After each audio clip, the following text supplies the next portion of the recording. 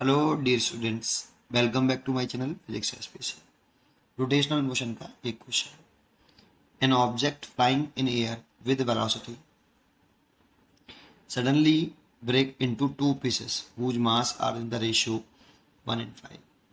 The smaller mass flies off with a velocity. The velocity of the larger piece will be. देखिए कैसे करें solution. मेरे पास एक object है जिसका मास मैंने लेट कर लिया कि कैपिटल है। ये फ्लाई कर रहा है वेलोसिटी v से। v वेक्टर दे रखा है मेरे को। इस v वेक्टर की वैल्यू क्वेश्चन में गिवन है 20i cap plus 25j cap minus के 12k कैप। देखो ये 20i प्लस 25j माइनस के 12k। Suddenly break into two pieces. ये सडनली दो पीसेस में ब्रेक हो गया। एक मास m1 और एक मास m2। ठीक है, रेशियो दे रखा है m1 m2 का। तो क्वेश्चन में हमें गिवन है m1 m2 का ratio m1 upon m2 is equal to 1:5। देखो मैं यहाँ से m2 निकाल लूँ तो m2 is equal to 5m1 ऐसे। तो ये m2 हैवी मास है और लार्जर मास है और लाइट मास m1 है। देखो ये पक्का है कि कैपिटल M ही तो दो पार्ट में टूटा है। मैंने कैपिटल M माना है इसका, जैसे m1 प्लस m2 लिख सकता हूँ। कैपिटल M ही तो दो पार्ट में ब्रेक हुआ है m1 m2 में। तो कैपिटल M की वैल्यू कितनी, m2 की वैल्यू पुट कर दूँ तो m1 प्लस 5m1, तो ये हो गया 6m1। ठीक है, चलिए अब क्या करें आगे। The smaller mass flies of the velocity इतनी, तो स्मॉलर मास की वेलोसिटी रखी है v2 वेक्टर। अब किधर की तरफ फ्लाई कर रहा है, ऐसा नहीं कि इधर की तरफ फ्लाई कर रहा है। मैंने ऐसा जो नहीं कि बस दिखा दिया ऐसा ही है ना। उसकी डायरेक्शन तो तीनों एक्सेस में है, देखो एक्स में, वाई में, जेड में भी है ना। बस ऐसे ही रिप्रेजेंट कर दिया है मैंने। तो v2 वेक्टर की वैल्यू लिख लेता हूँ 100i के प्लस 35j के प्लस 8k के। और इसकी वेलोसिटी पूछ रहा है, इसकी वेलोसिटी v1 मानता हूँ और इसकी वेलोसिटी पूछ रहा है v2 वेक्टर कितनी होगी।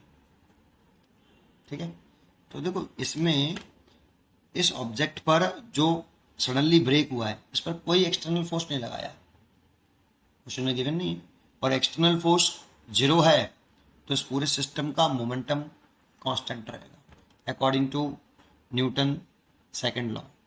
Newton external force net equal to dp over dt। हाँ, कोई इंटरनल फोर्स लग सकते हैं लेकिन एक्सटर्नल कोई फोर्स नहीं लग रहा। तो अगर इसकी वैल्यू 0 तो dp vector over dt। p vector अगर देखो यहाँ पे डिफरेंशिएशन कर रहे हैं with respect to t, p का 0 आ रहा है, इसका मतलब p कैसा टर्म है, कांस्टेंट। मोमेंटम कांस्टेंट रहेगा पूरे सिस्टम का। तो momentum of the system, momentum of the system constant. So initial momentum of the system vector form में लिख लें is equal to final momentum of the system. ठीक है, तो इनिशियल मोमेंटम कितना ये लिखें mass into velocity vector form में, और फाइनल कितना m1 into v1 vector plus m2 into v2 vector. Capital M की वैल्यू मैंने निकाली है आपकी 6m1। आप 6m1 पुट कर दें 6m1 और v की वैल्यू वेलोसिटी दे रखी है हमें ये रही, वेक्टर फॉर्म में लिखा है देखो, पुट कर दो 20i cap plus 25j cap minus के 12k cap is equal to m1 को m1 ही रहने दो।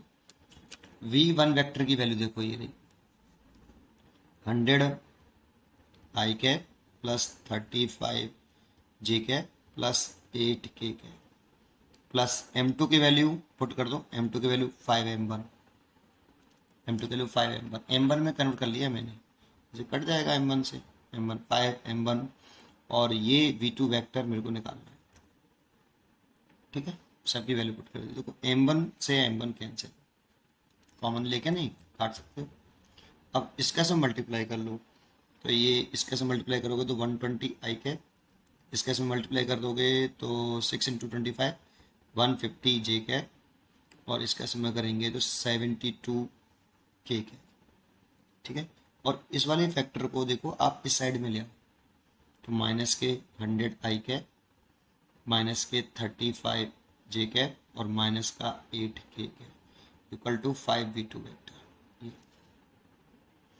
120 आई में से 100 आई सब्ट्रैक्ट करें तो 20 आई, और 150 जे में से 35 जे सब्ट्रैक्ट करता है तो प्लस 150 35, तो ये आ गया 115 जे।